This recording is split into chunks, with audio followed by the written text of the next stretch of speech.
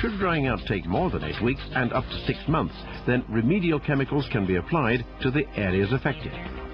If drying will take in excess of 6 months, then timber must be treated or replaced and isolated from damp masonry. All replacement timbers must be pre-treated. Alternatively, the timber can be replaced using concrete or steel units. Where there is evidence of fungal decay, it will either be an attack of wet or dry rot. There are a number of fungal growths that are classified as wet rots. The survey will identify the characteristics to define whether it is dry rot or a form of wet rot. Wet rot needs a very high moisture content to initiate an attack, but will remain confined to those areas of timber that are wet. Dry rot, as the name suggests, will start with a much lower moisture content, but also has the unique ability to spread to dry, unaffected timber, sometimes traveling through masonry, and the potential threat is much more serious. Therefore, it is essential that dry rot is not misidentified as wet rot, or further damage may result. Furthermore, as remedial work for dry rot is more extensive and expensive than wet rot, it is important that money is not wasted treating wet rot as dry rot.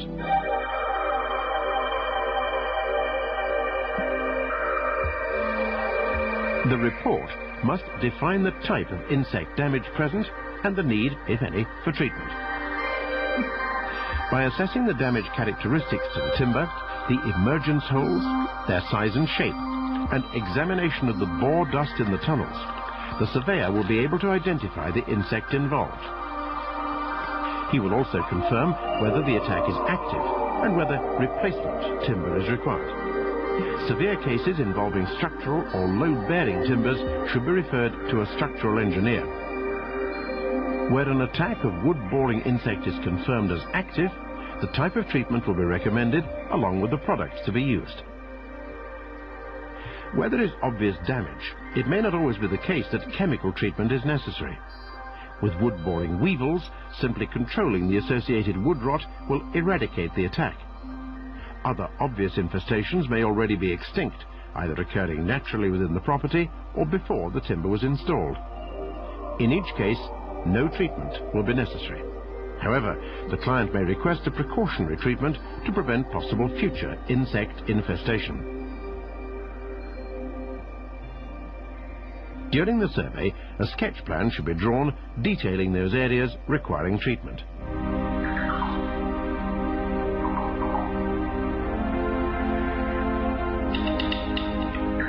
The instructions given by the client, together with any restrictions or limitations on the scope of the survey, will be stated in the report. It will outline the findings from the inspection, remedial work required, make appropriate recommendations, and should clearly state any specialist work, building work, and client responsibility.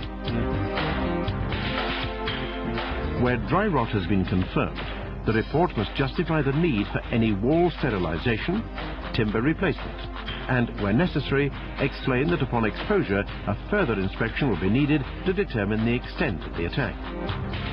If additional work is necessary, a further quotation will be required. Where remedial work is necessary and the chemical treatment justified, the appropriate product should be recommended. With fungal attacks, the treatment is to prevent further development during the drying out process.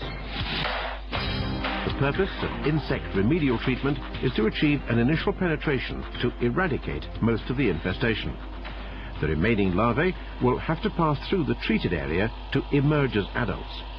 Some may survive, but further infestation of the treated timber will not be possible.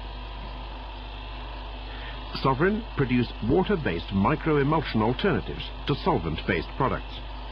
Microemulsions will penetrate as far as a solvent, but being water-based in their diluted state, are non-flammable. Where deep penetration is necessary to large cross-section beams or where timber is particularly susceptible, these should be protected with deep-kill timber paste, which will penetrate into the heartwood. Where dry rot has been a problem, the masonry will also need to be treated, and this may involve subsurface irrigation using Sovereign Sovac microfungicidal wall solution. In exceptional cases, where risk must be accepted because it's not practical to remove woodwork embedded within the thickness of a wall, irrigation may be accepted as a palliative on a for want of better principle. This should be highlighted in the report and clarified for guarantee purposes. During the survey, an initial risk assessment will be made. This will take into account the products used, all aspects of safety to operators, occupants, adjacent properties, and the environment, both during and after the contract. Products must have Health and Safety Executive clearance before they can be used. All sovereign timber preservatives have full HSE clearance. There are various active ingredients available to the industry. The HSE assess the product's efficiency and manufacturer's instructions for use before giving clearance. Okay, Paul, so this is a report and estimate. On completion of the survey, a report is presented to the householder. This will identify any treatment necessary. Where a quotation is accepted, a full COSH risk assessment will then be carried out. Any precautionary treatments requested by the householder will be included and identified separately. Once the contract is complete, the approved contractor can offer a sovereign 30-year protection scheme guarantee.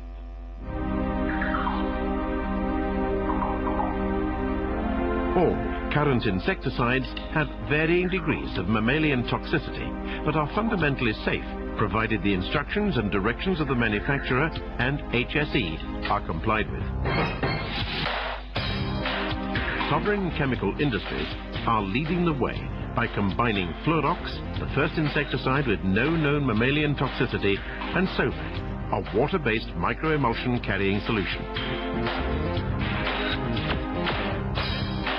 All current insecticides used in wood preservation attack the central nervous system of the insect. Sovereign is now introducing a new concept in the treatment of insect attack. Fluorox, developed by Janssen Pharmaceutica in Belgium.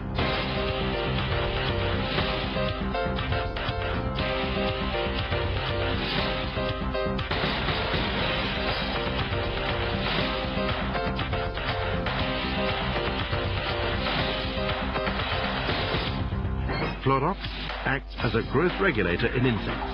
It inhibits the production of the exoskeleton, or the hard skin of the insect. When the young larvae attempt to molt to its next stage of development, it is unable to produce a new skin and dies. As Fluorox only affects insects, it is inherently safe for human and other mammals, birds and fish.